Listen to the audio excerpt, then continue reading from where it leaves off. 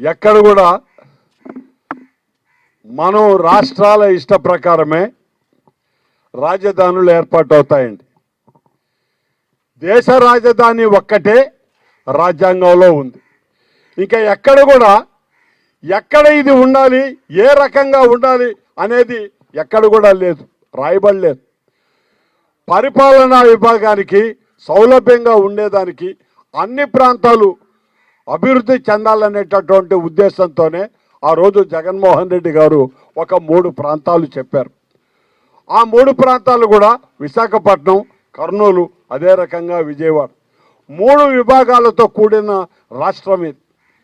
మరి అన్ని ప్రాంతాలకి న్యాయం జరిగే విధంగా ఆ ప్రాంతాల్లో అభివృద్ధి జరుగుతుందనేటటువంటి ఆలోచనతో ఆయన చేశారే తప్ప స్వార్థ ప్రయోజనాల కోసమో ఇంకెక్కడో చేయలేదు.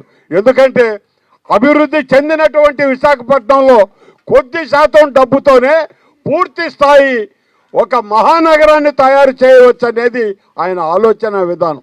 మరి ఈరోజు మీరు 2 లక్షల కోట్లతో ఏమీ లేని బంజరు భూమిని సిటీగా మారుస్తామని మీరు చెప్తున్నటువంటి మాట ఎన్నేళ్లకు సాధ్యమవుతుందో మీరు చెప్పగలరా అని అడుగుతున్నాను. రోడ్లు వేయలేకపోయినారు ఈ రోజుకి, మెయిన్ రోడ్డు పూర్తి కాలేదండి ఈ రోజుకి. మరి మీరు మాట్లాడుతున్న విషయం 2 లక్షల కోట్లు అంటే అదేదో మీ బ్యాంకుల్లో మన రాష్ట్రంలోనే ఆ డబ్బు ఉన్నట్టు మేము ఖర్చు పెట్టేస్తాం, మేము 5 ఏళ్లలో దాన్ని పూర్తి చేసి చూపిస్తాం అనేటటువంటి పరిస్థితులు మీరు ప్రజల్ని మభ్యపెట్టేదానికి చూపించడం తప్ప వాస్తవంగా దశాబ్దాల కాలం పడుతుందండి ఒక మహానగరం తయారు కావాలంటే. కేవలం ఒక ప్రభుత్వం వల్లనే కాదండి, ప్రజలు ఇష్టపడాలి, ప్రజలు ఆ స్థలానికి రాగలగాలి, ప్రజలు వ్యాపార సంస్థలు అన్నీ ఒక కూటమిలాగా అక్కడ చేరితేనే చిన్నగా అది ఒక మహానగరం అవుతుందే తప్ప మహానగరాన్ని ఒక్కసారిగా మేము నిర్మించగలం అనేది మహారాజుల కాలంలోనే సాధ్యం కాలేదు. ఆ రోజు మొట్టమొదటిగా ఇక్కడ మొఘల్ రాజులు ఈ భారతదేశాన్ని ఆక్రమించడానికి వచ్చినప్పుడు ఢిల్లీ అనేది ఒక చిన్న మన కావలంతదండి, ఒక చిన్న మాత్రపు టౌను ఢిల్లీ. అది ఈరోజు దేశ రాజధాని 10,000 ఎకరాలలో ఉంది. మరి మీరు అడుగుతున్న పొలం ఎంతండి? 1,00,000 ఎకరాలు.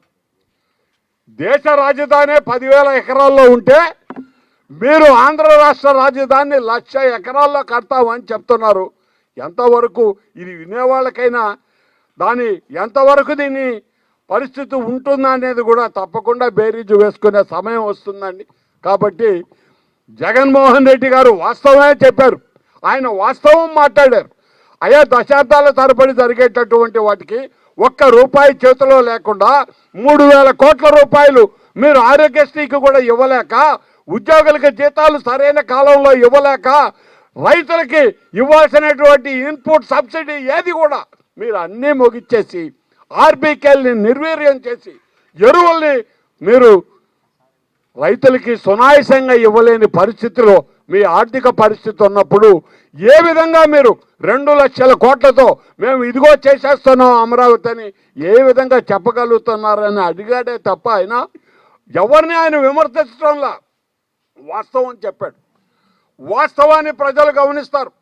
తప్పనిసరిగా ఈరోజు జగన్మోహన్ రెడ్డి గారు ఏవైతే ప్రశ్నలు లేవనెత్తారో ప్రజలందరూ కూడా ఒకరోజు అవి లేవనెత్తేటటువంటి పరిస్థితులు వస్తాయి.